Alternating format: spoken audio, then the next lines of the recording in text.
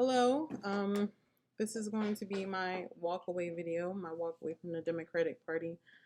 I actually been walked away, but I was always afraid of how I'll be viewed when I guess expressed it publicly. Um, my name is Dakar Abdulhadi or Sali, whatever is comfortable for you. First, I want to give you a little bit of background on myself.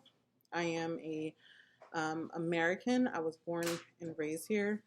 My grandfather um, was was a veteran. I never met him because he died of black lung way before I was even thought of. Um, so his wife was from Panama. So my grandmother is Panamanian. He brought her over here, and um, my mother was an army brat, and when he died, she was around 10 years old, and he served his country well.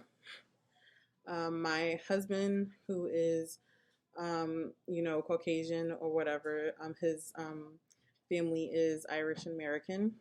His grandfather is an immigrant, was an immigrant, and he uh, he died of a heart attack from working, his working to the bone, and he was, he had the American dream, and now his family is flourishing in America. So I always felt that I was naturally a Republican, but I didn't think that it was something that I was supposed to be, if that makes sense. I didn't, I didn't know because I'm Muslim and Trump hates Muslim, and Republicans hate Muslims. So I thought that I had to be a Republican. I had to be a Democrat. So of course I voted for Obama 2008, and of course we all know that we were disappointed in what was going on, and um, and then I kind of didn't even vote in 2016 because I didn't think that, of course, Hillary didn't have my best interest, or from what I knew of Trump, I thought that he was horrible and he hated Muslims. So this year kind of prompted me to make that change because of the racial divide in the country. It seemed like it was more. It was more this year than any other year I've ever felt.